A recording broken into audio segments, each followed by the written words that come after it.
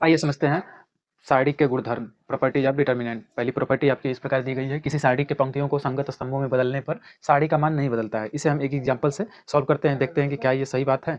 चलिए आइए जरा तो हम एक सारणी ले लेते हैं, डेल्टा 1 2 3 4 5 6 2 3 5 इस तरीके से, और इसके सभी पंक्तियों को हम स्तंभों में चेंज कर देते हैं। देखें जरा कि दोनों का मान चेंज करने पर सेम आ रहा है कि नहीं। तो इसको डेल्टा डैश से डिनोट कर देते हैं, चेंज करते हैं पंक्ति को कॉलम में 1 2 3 4 5 6 2 3 5 इस तरीके से।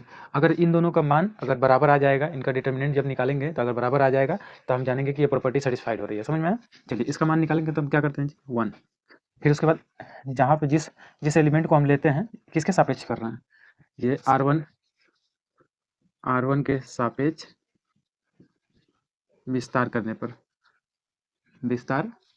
एक्सपेंड कर रहे हैं R1 के सापेक्ष, तो क्या हो जाएगा R1 के सापेक्ष। इसको छोड़ो, इस एलिमेंट को ले रहे हैं तो इसके लाइन में जो भी सीधा में आएगा उसको छोड़ देंगे। तो ये देखो ये दोनों आ रहे हैं तो 25 हो जाएगा, माइनस इसका इसमें करेंगे तो 18 हो जाएगा। फिर माइनस रहता है 2, यहाँ से इसको छोड़ो और इसको छोड़ो तो बताओ कितना आ जाएगा 20 माइनस 12।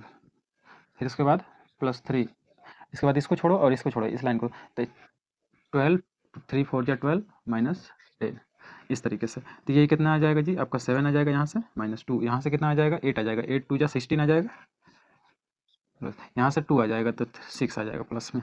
ठीक है, तो ओवरऑल हमको मिल जाएगा 13 माइनस 16 इक्वल टू कितना -3 आ गया। इसका वैल्यू -3 आया। अब इसी का मान निकाल लेते हैं, इसका जरा तो मान निकालिए तो। चलिए इसका मान निकालते हैं, -1 इसको छोड़ो और इसको छोड़ो तो मल्टीप्लाई करेंगे 25 माइनस 18 फिर -4, ये भी किसके R1 के सापेक्ष ही हम एक्सपेंड कर रहे हैं।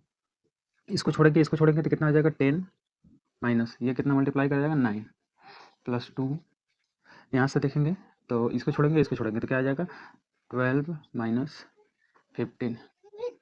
ठीक है, और यहाँ से देखेंगे तो क्या आ जाएगा 7 आ जाएगा, यहाँ से बचेगा 1 तो -4 आ जाएगा, और यहाँ से बचेगा 3 -3 तो -6 आ जाएगा। ठीक है, तो यहाँ से देख लेंगे तो हम 7 माइनस 10 आ जाएगा, तो यहाँ से हमको मिल जाएगा वैल्यू -3। देखो जरा तो दोनों सेम आ रहा है, इसलिए ये प्रॉपर्टी क्या है सेटिस्फाइड हो रही है। मतलब ये वाली प्रॉपर्टी किसी सारणी के पंक्तियों को संगत स्तंभों में बदलने पर इसका मान नहीं बदलता। इसको हम चेंज कर देंगे स्तंभ को पंक्ति में, पंक्ति को स्तंभ में चेंज कर देंगे तो इसका मान चेंज नहीं होता है, जैसा कि आपने देखा होगा दोनों का मान सेम आया है। ठीक है, चलिए।